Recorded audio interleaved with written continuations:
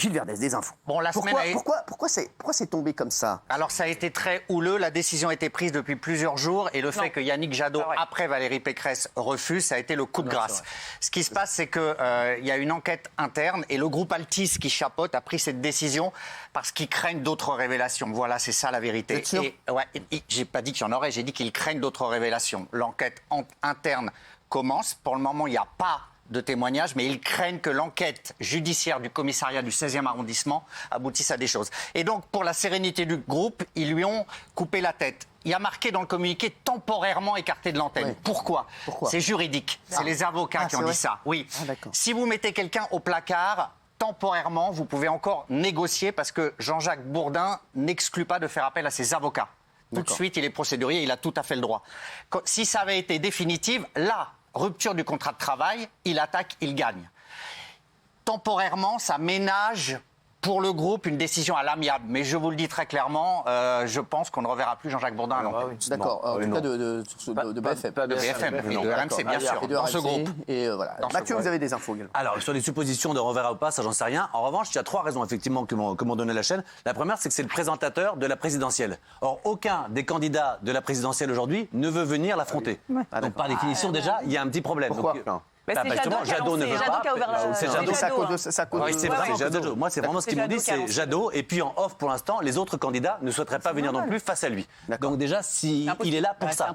Donc c'est impossible. La deuxième raison, en effet, c'est que le journaliste qui a écrit le papier dans le Parisien va sortir un autre papier prochainement sur Mickaël. Et visiblement, il y a d'autres noms dans le papier, d'autres personnes, d'autres femmes. Et la direction est au courant de ce papier? Exactement. Et voilà, du papier qui va arriver. Et puis le dernier argument, il a quand même du sens, c'est qu'à tout moment, il peut être appelé par la police, enfin entendu par la police, et comme il se déplace en province, notamment pour préparer l'émission et l'affaire, si à ce moment-là il est convoqué par la police, il ne pourra pas y aller. Cet argument, j'y crois moins, mais c'est ce que donne la chaîne en tout cas. Mais c'est vrai que de toute manière, la raison a été très très simple. Ils ont dit en fait qu'il soit coupable ou pas, les candidats à la présidentielle ne veulent plus l'affronter. Qu'est-ce qu'on peut faire? On va pas laisser tout le monde se barrer sur CNews. Bon bah voilà. Bien sûr.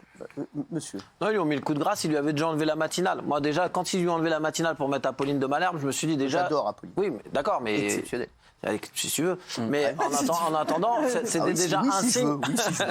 C'était déjà un signe qui comptait plus sur Bourdin. Après, si, comme tu dis, dans le Parisien, il y a d'autres affaires qui vont éclater, effectivement, là, tu peux plus. Et puis, pour moi, sur BFM et RMC, il a 72 ans, tu m'as dit. 72 ans, c'est fini, il ne refera plus sur RMC. Il faut qu'il aille ailleurs. Lui ne voulait pas quitter l'antenne. Lui ne voulait absolument pas quitter l'antenne. Alors, il a réagi d'ailleurs.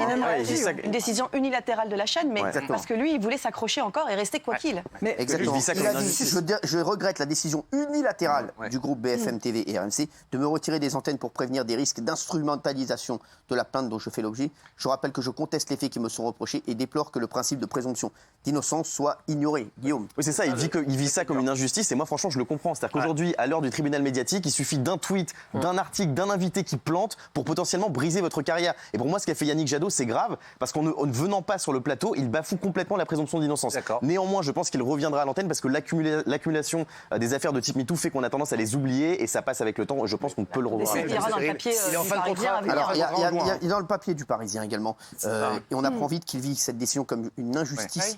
Il est furieux. Ce qu'il vit est terrible. C'est son intégrité sur laquelle il a bâti toute sa carrière qui est directement touchée. Oui, Mathieu, vous voulez... Moi, ce qui me choque, effectivement, c'est pas du tout ce que fait la chaîne. La pauvre chaîne, elle dit vraiment qu'il soit coupable ou innocent, on peut pas le garder. Il va pas interviewer personne, il sera face à personne. Or, son métier, c'est d'interviewer les candidats à la présidentielle. Ce qui me choque, effectivement, ce sont les candidats à la présidentielle qui, eux, un à un, ce qu'a fait Jadot, c'est une honte. Parce qu'encore une fois, mais tout le monde va aller de son laïus. Voilà, c'est ça. Bourdin.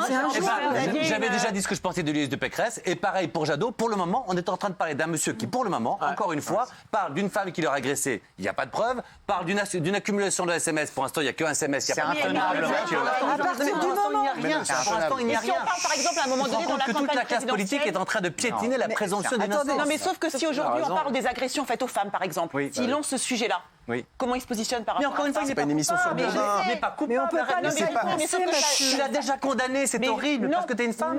Non, je dis que ça laisse un voile compliqué malgré tout sur le débat et qui va mener forcément. Mais ce voile, c'est justement la qualité de la justice française. C'est justement on ne condamne pas les gens avant, on n'est pas là pour faire la morale et surtout pas les hommes politiques. Oui, mais on est en pleine d'accord, les présidentielles, ils n'ont pas envie que ça rejaillisse sur eux. Je suis d'accord. Non. Qu'est-ce que vous voulez dire que c'est absolument intenable et revenir sur les mots de Jean-Jacques Bourdin. Pourquoi il dit décision unilatérale? C'est ses avocats qui lui ont dit ça. Il préfère le d'un côté. unilatérale que d'un côté. Et quand vous subissez une décision unilatérale, vous pouvez éventuellement, après, plaider, Cyril, le harcèlement moral. Unilatéral, c'est qu'il est cuit que d'un côté. Vous pouvez plaider le harcèlement moral. Voilà pourquoi il y a le terme unilatéral. C'est le saumon. Oui, madame. Il y a un précédent récent, Darius Rochebain sur LCI. Voilà, il est revenu. Il est revenu. Il est parti, L'enquête a été faite, il a été mis hors de cause, il est revenu. Il est parti de lui-même. Il n'est pas parti de lui-même. Et toi, tu crois ça? Il s'est écarté. Toi, tu vas partir de toi-même, tu vas voir. C'est pas la même impact. Il a raison, il n'est jamais parti de lui-même. En revanche, il est revenu. Donc moi, je reprocherais toujours à Jean-Jacques Bourdin de ne pas avoir compris qu'il devait s'écarter de l'antenne. C'est injouable pour les prochains. Tous les 5 ans, les élections, ils disent son moment, il va pas revenir à 77. C'est injouable. Valérie Pécresse a fait un laïus très bien. Qu'est-ce que font les autres? Alors Yannick Jadot, c'est un homme, il fait pas de laïus, il s'en prend plein la figure, on dit qu'il s'en fiche. Voilà. Et s'il fait un laïus, ce sera forcément moins bien que Valérie Pécresse. C'était injouable.